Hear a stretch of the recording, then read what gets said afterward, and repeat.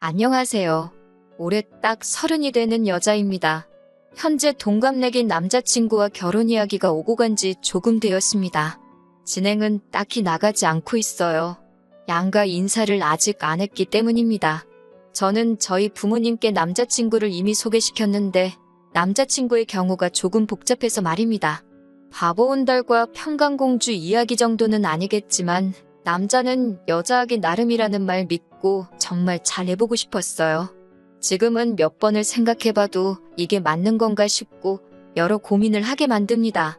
남자친구는 저희 부모님 다음으로 저한테 잘해주는 사람이었어요. 그리고 그거 하나만 보고 결혼을 결심했고요. 그런데 남자친구한테는 저보다 더 소중한 사람이 있었네요. 그건 바로 남자친구의 어머니입니다. 부모님이 소중한 건 당연한 일이에요. 그게 잘못된 거라고 하는 말이 아니에요. 저 또한 결혼 후에 부모님께 효도는 당연한 거라고 생각하는 바이고요. 부모님이 계셨으니 현재 제가 있는 거고 받은 만큼 갚아드리는 건 당연한 거 아니겠어요? 제가 내로남불을 하겠다는 게 아닙니다. 하지만 남자친구 어머니의 이야기는 조금 경우가 다르거든요. 남자친구가 홀아버지 밑에서 힘들게 자랐다는 건 이미 알고 있는 사실이었는데 어머니의 이야기는 제게 먼저 해준 적이 없어요. 상처가 있는 것 같아서 꼬치꼬치 캐묻지 않았고 어렸을 때 돌아가셨겠거니 혹은 말 못할 사정이 있겠거니 하면서 넘겼어요. 궁금하지도 않았습니다. 그런데 저와 남자친구 둘 사이에 결혼 이야기가 오고 가면서 그때 처음으로 자초지종을 알게 되었습니다. 어머니는 남자친구와 남자친구의 동생이 어렸을 때 새살림 차려서 집을 나갔다고 하네요. 어려서 남자친구한테는 그게 받아들이기 힘든 큰 상처였었나 봐요. 심지어 어머님은 어디 야반도주를 해서 연락두절이 되셨던 것도 아니고 꽤나 가까이서 살고 계시기까지 했다고 합니다.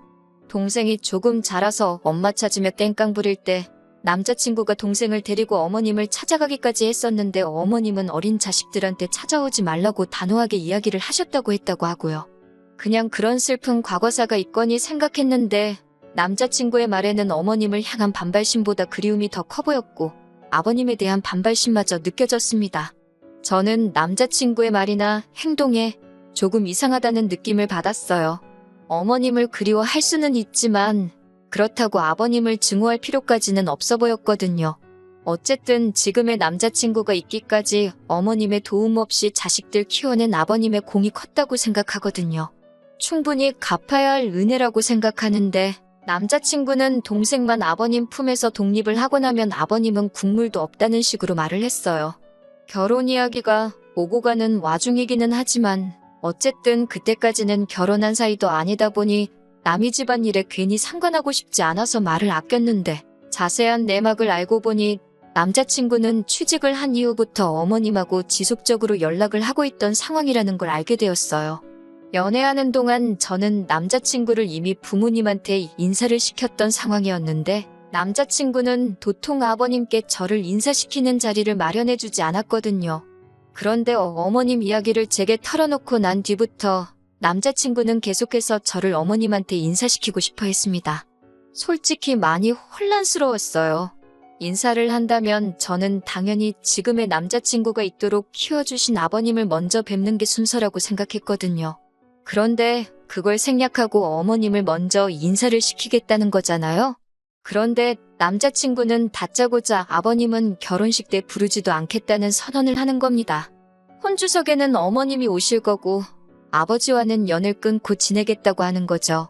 지 결혼이니까 지 마음 가는 대로 하고 싶은 건 알겠는데 자초지종만 들었을 때 어머님이 바람이 나서 피부치 같은 자식들 남겨두고 새살림 차렸을 때 그때 이미 혼주석에 앉을 자격을 잃은 거나 마찬가지라는 생각을 갖고 있었기 때문에 남자친구의 발언이 조금 충격적이기는 했습니다. 결혼이 남자친구와 제가 좋아서 하는 것도 있지만 어쨌든 양가 집안이 하나가 된다는 의미가 더 큰 부분이잖아요. 호적에도 당연히 아버님 밑으로 올라가 있을 텐데 저렇게 막무가내로 나오니 뭐라 할 말이 없더라고요. 말 못할 사정이 있어서 그러냐, 왜 그런 생각을 가지고 있느냐 물어봤는데 그건 일단 자기 어머니부터 만나보고 그러고 나서 말을 해준다고 하기에 일단 알겠다고 했습니다. 그리고 얼마 지나지 않아서 남자친구 어머님한테 인사를 드리러 다녀왔고요. 남자친구 어머님, 첫 인상이 참 강렬했어요. 제가 속으로는 아버님 편이라서 그런가 나이가 많이 젊어 보이시기는 했는데 꾸미고 다니시는 게 문제는 아니지만 그런 것마저도 제 눈에는 좋아 보이지 않았습니다. 50대 초반이시니까 정말 20대 되자마자 결혼하셔서 남자친구를 가지셨던 거죠. 어머님의 자기소개는 충격의 연속이었습니다. 그때는 새 살림 차려서 나가셨지만 지금은 또 혼자 지내고 계신다고 하셨고요. 자기가 워낙 개방적이라서 자유로운 만남을 추구하는 사람이라는 말까지 덧붙이시면서요. 얼마 전까지는 남자친구 동생과 아버님이 계시는 곳, 같은 지역에서 터전을 잡고 살고 계셨는데 최근에 골프 치다가 알게 된 사람 따라서 서울 근처에서 올라와 계신다고 하셨습니다. 마침 집도 근처니까 며느리랑 이렇게 해서 셋이 자주 보면 되겠다고 하시면서 웃으시는데 솔직히 어머님이 저를 며느리라고 부를 자격이 있다고 생각하느냐 따지고 싶었지만 긴 말 하지 않았어요. 괜히 제가 분위기를 박살내고 싶지는 않았거든요. 졸지의 시아버지만 3명이 생겨버린 이 상황을 웃으면서 넘겨야 하는 건지 이건 아니지 않냐고 솔직하게 내 의견을 말해야 하는 건지 정신이 하도 없어서 표정 관리도 똑바로 못하고 있었습니다. 그런데 남자친구와 이미 이야기가 되어 있던 건지 제가 먼저 묻지도 않았는데 아버님과 헤어지게 된 과거 이야기를 하나씩 술술 풀어놓기 시작하셨어요. 그때는 어려서 아무것도 몰랐다. 남자친구 아버님한테 사기를 당한 거나 마찬가지다 하시면서 침몰하고 있는 배에 같이 타서 둘 다 인생 종치느니 나라도 잘 돼서 애들 챙겨줘야겠다 싶어 새살림 차려서 나간 거라고 하시고 막상 새살림을 차렸더니 그 집구석에서는 애들도 못 만나게 하더라. 내가 뭔 힘이 있겠냐. 일단 나라도 살고 봐야 훗날을 도모하지 않았겠냐. 그리고 이제라도 애들하고 잘 지내기 위해 그 집구석하고도 이별하고 나온 거라고 하시는데 솔직히 제 귀에는 그게 그냥 가져다 붙이는 변명거리로밖에 들리지 않고 그냥 그럴싸한 이유로 자기 합리화를 하고 있다는 생각밖에 들지 않았습니다. 어떤 상황이건 간에 핏덩이인 자식들 버리고 도망간 걸 설명할 수 없잖아요?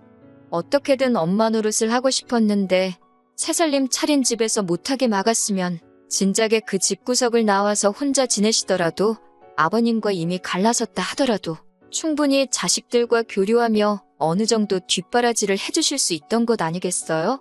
그런데 그것 또한 새살림 차린 집구석에서 싫어해서 못했다는 걸로 대충 넘어가려고 하시니 한참 어린 제가 보기에도 그 모습이 좋게 보일 턱이 없었습니다.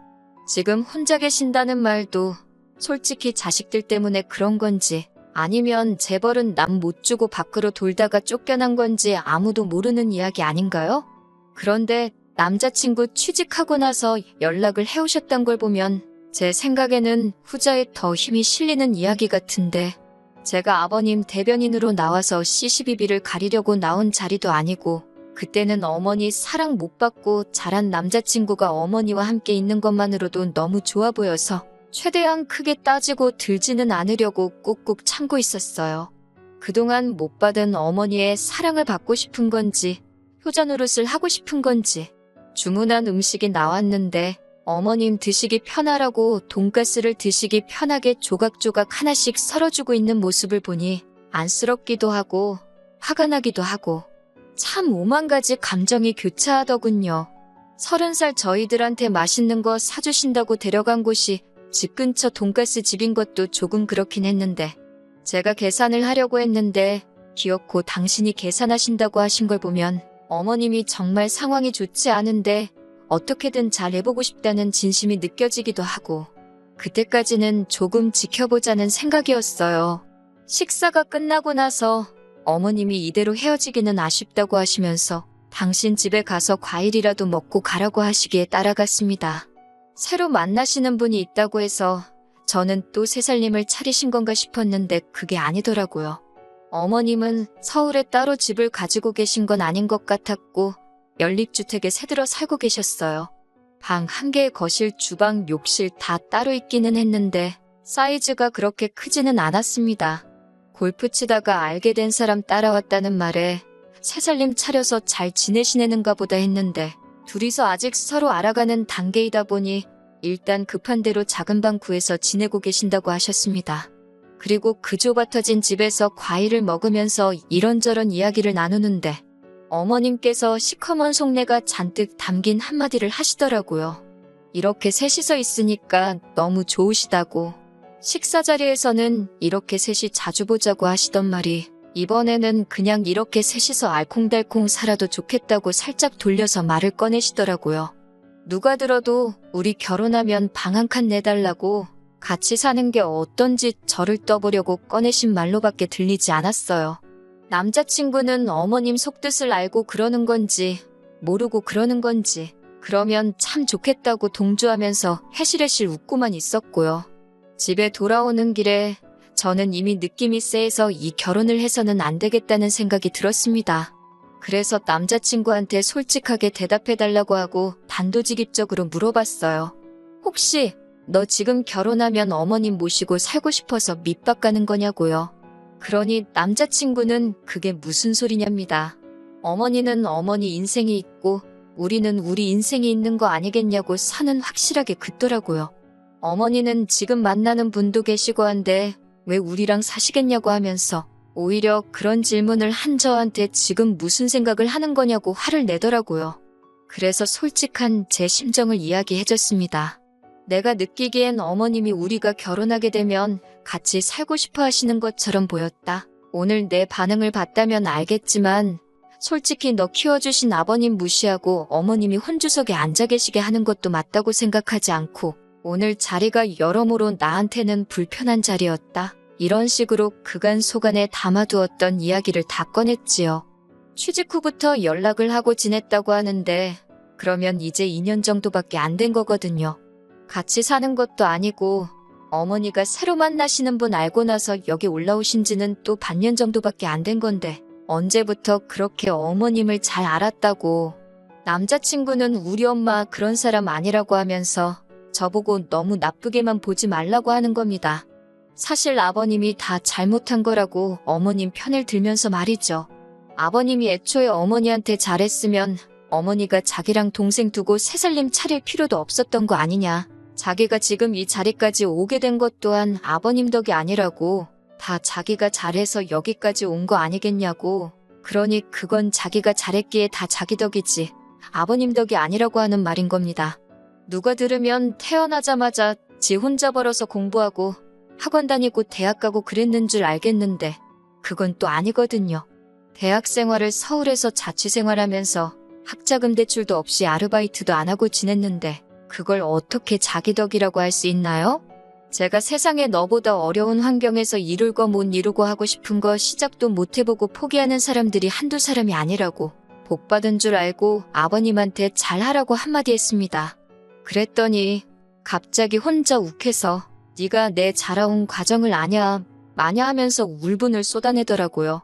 근데 딱히 와닿지도 않는 게 솔직히 저도 부모님 밑에서 부족함 하나 없이 자라왔지만 저 또한 속에 담아둔 부분도 있고 불만 가졌던 부분도 있고 그 정도는 다들 한두 개씩 있는 게 아닌가 싶고 그냥 어리광에 투정 부리는 걸로밖에 안 들렸어요. 주로 하는 말에 요지는 결국 자기랑 자기 동생을 엄마 없이 자라게 했으니 전부 아버님의 잘못이고 죄라는데 너보다 더 힘들게 사는 사람이 대한민국의 수두룩백백이라고 일침을 놔주고 싶었지만 더 말해봐야 제 입만 아프고 또 같은 소리만 반복하겠다 싶어서 그날은 그만 이야기하자고 말하고 그냥 집에 돌아왔어요. 며칠 동안 만나자는 남자친구 연락을 이 핑계 저 핑계 대면서 피하고 혼자서 곰곰이 생각해보다가 결국 결론이 나지 않을 것 같아서 이렇게 사연을 적어봅니다. 남자친구의 어머니를 향한 그리움이 저렇게 뒤틀린 효심이 돼버린 것 같아서 걱정입니다. 이거 아무리 생각해도 결혼 잘 못하는 것 같은 생각이 들어서 고민이 많습니다. 한편으로는 다른 사람도 아니고 자기 어머니 일이기에 충분히 저럴 수 있다는 생각도 들고요. 정말 4년이라는 긴 시간 동안 연애하면서 저한테 화낸 적 단 한 번도 없었던 자상한 사람이거든요. 정말 성실하고 아버님이 혼자 지방에서 몸쓰는 힘든 일 하시면서도 남자친구 서울에 대학 보내고 자취시키고 할 정도로 공부도 잘했고 솔직히 흠잡을 곳 하나 없는 사람이거든요. 덕분에 남자친구의 아버님이 공이 더 크다고 생각하기도 하고요. 아무리 생각해도 저 혼자서는 도무지 답도 안 나올 것 같아서 여러분들 의견 좀 들어보려고 이렇게 사연 하나 보내봤습니다. 안녕하세요. 정확히 3주 만에 다시 찾아뵙네요. 이 상황을 두고 고민했던 제 자신이 다 바보 같다고 느껴질 정도로 치가 떨립니다. 결론부터 말씀드리자면 남자친구 머리채 한 움큼 뽑아버리고 거지 같은 집구석 탈탈 털어버리고 헤어졌어요. 지금은 깔끔하게 정리가 다 된 상태예요. 그렇게 엄마가 좋았으면 애초에 아버지랑 살지 말고 지네 엄마랑 붙어 살지. 아버지한테 받아먹을 건 다 받아먹고 이제 와서 왜 저러는지 정말 모르겠네요. 생각을 정리할 시간이 필요했기에 남자친구와 그동안은 되도록 만나지 않았습니다. 그런데 남자친구도 제가 별것도 아닌 이유를 말하면서 만나는 걸 피하니까 뭔가 눈치를 챘었나 봐요. 저한테 난데없이 아버님한테 인사드리러 가자고 하는 겁니다. 저랑 만나지 않았던 동안 어머님하고 무슨 일이 있었던 건지 심경의 변화가 있었던 건지 저는 몰랐죠. 제가 아버님 쪽에 편을 들기는 했지만 그건 어머님이 너무나도 말이 안 되는 상황이었기에 그랬던 거지 실제로 만나뵌 적은 한 번도 없었거든요. 그래서 아버님을 한번 뵙고 싶기는 했어요. 아버님이 하시는 걸 보면 남자친구가 어떤 성격을 가지고 있는지, 왜 저러고 있는지, 아버님을 왜 저렇게 싫어하는 건지 어느 정도 남자친구의 상황을 이해를 할 수 있을 거라고 생각했거든요. 그래서 남자친구를 만나 출발했습니다.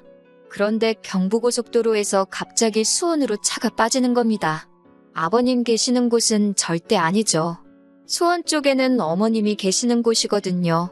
뭐 하는 거지 싶었는데 차가 익숙한 길로 접어들더니 어머님 지내시는 집으로 가더군요. 남자친구한테 지금 뭐 하는 거냐 했더니 가보면 안다고 하는 거예요. 집에 들어가니 아버님은 당연히 없고 어머님만 계셨고요. 남자친구한테 작은 목소리로 이게 뭐 하는 거냐고 한마디 했더니 기다리라고만 하는 겁니다. 어머님은 음식 준비에 한참이셨고요. 그 모습을 보니까 5만 가지 생각이 다 들었네요. 아버님이 이 집으로 오시기로 했나 싶기도 하고 어머님은 저희 보고 음식 좀 도와달라고 하시는 겁니다.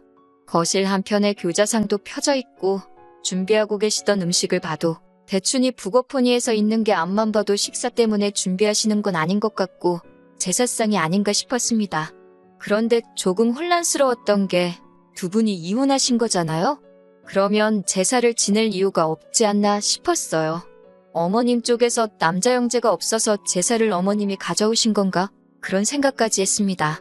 어머님 혼자 하기에는 음식이 많기도 했지만 저한테 사전에 아무런 말도 없이 음식 준비를 시키는 게 기분이 썩 좋지만은 않았어요.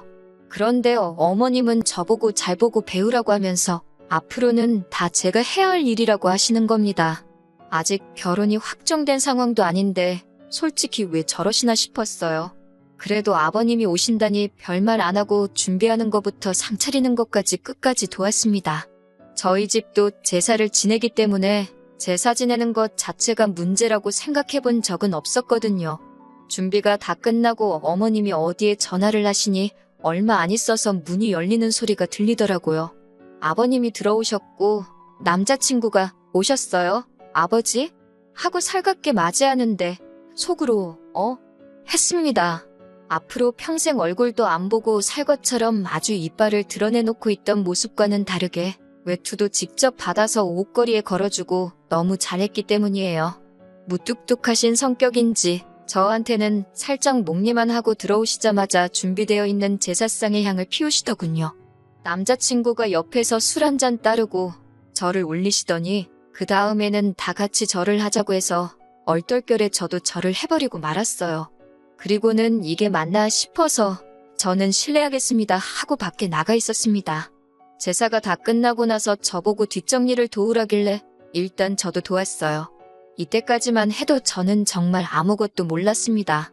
이윽고 네 사람이서 식사가 시작되었어요.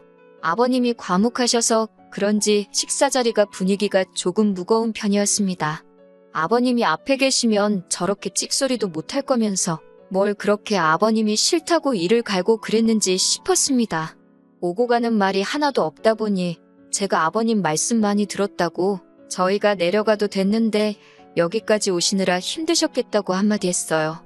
그랬더니 아버님이 조금 당황스러운 눈빛을 하시면서 어머님을 쳐다보시는 거예요.